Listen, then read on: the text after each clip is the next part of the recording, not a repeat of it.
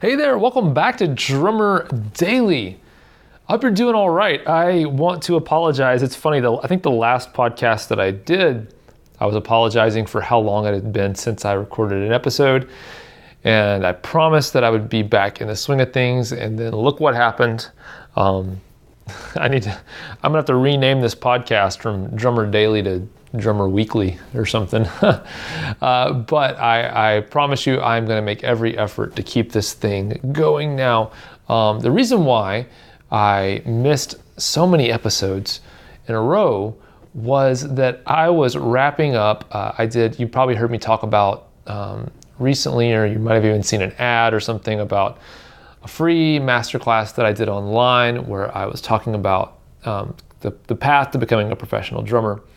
And guys, I want to tell you that masterclass, that free class that I put together, I feel like this is going to sound silly, but might be one of, as far as creative works go and putting something together, might be one of the greatest accomplishments of my life. And I mean that from a sheer the amount of information I had to bring together, all the research. I feel like I wrote a book when I put this thing together. It was so much stuff.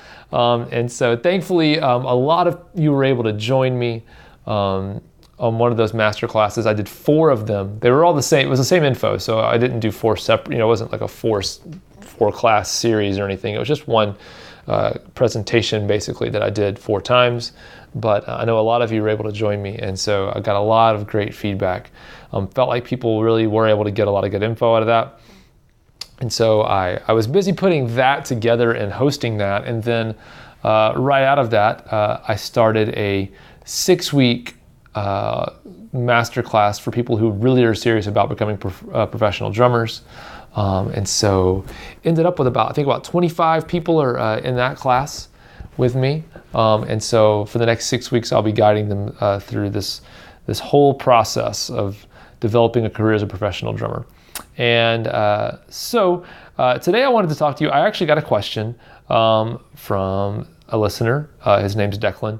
And I said, I put out the call for some questions. I said, I won't use your name, but I'll use your first name because there's a million of most, unless your first name is very, very distinctive, I'll use your first name because there's nothing wrong with that. But Declan wrote in and he actually asked, he said, my question is, at what stage do you need to consider taking the plunge and quitting the day job to pursue a career as a drummer? At the moment, I have a very secure job, but I'm just dying to turn this from semi-pro to pro. Thanks a lot. Well, Declan, that's a great question. And it's actually something that there was a time.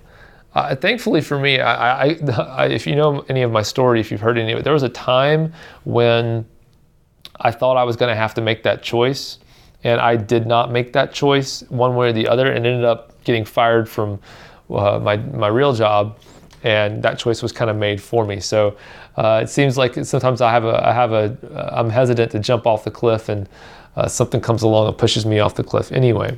But I want to tell you a story to kind of put this into perspective and kind of maybe give you some insight into what I think about this topic. So I have a friend named Dan, and he does videography. And years ago,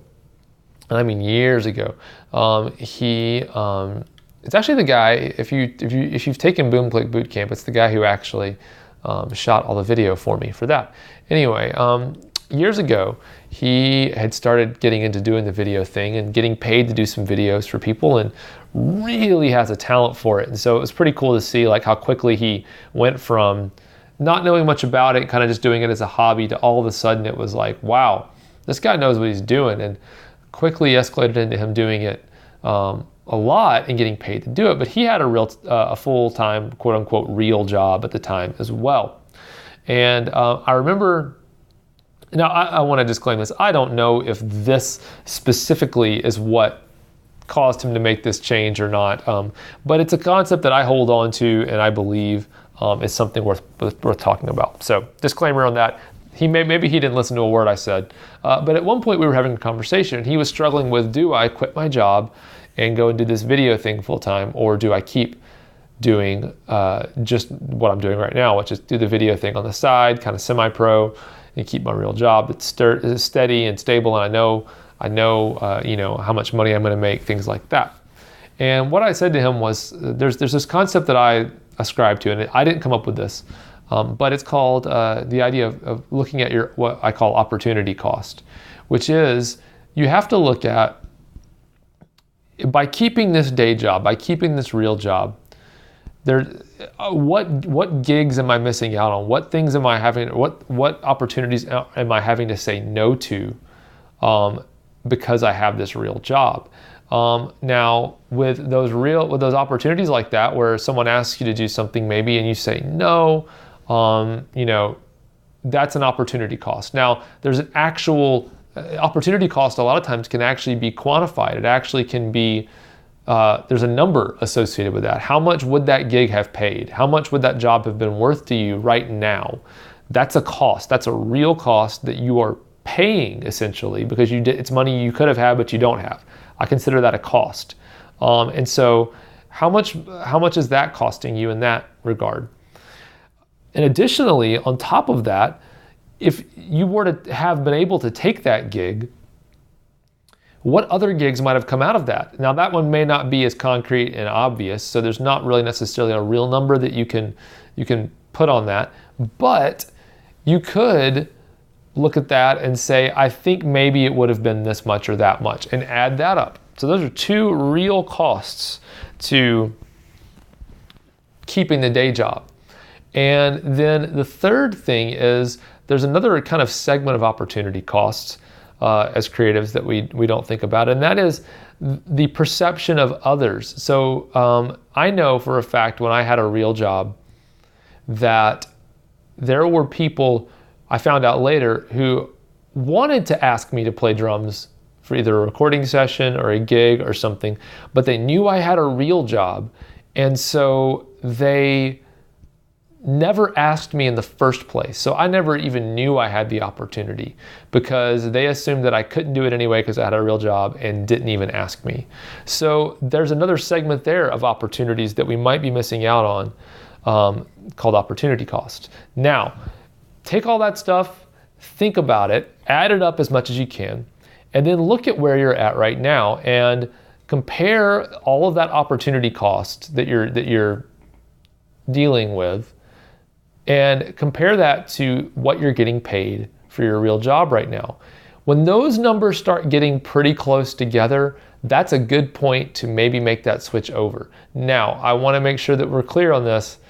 Your opportunity costs can't be something that you made up or that you hope for. It has to be real opportunities, real things that actually exist, not just, man, if I wasn't playing this job, I could go on tour with the Rolling Stones. Not that kind of stuff, but real opportunities that have been presented to you or realistic things that are right in front of you.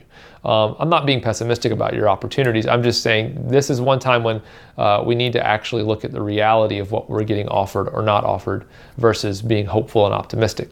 So if those two things are getting close, what you're actually making from your job or what you need to live, I would even say this, if you add up your existing gigs that you are able to take with your opportunity costs, if you add those two things up and they seem like they're close to what your normal expenses are or how much ever money you need or want to make doing the drumming thing at first, if you're getting close, that might be the time to make that jump as well.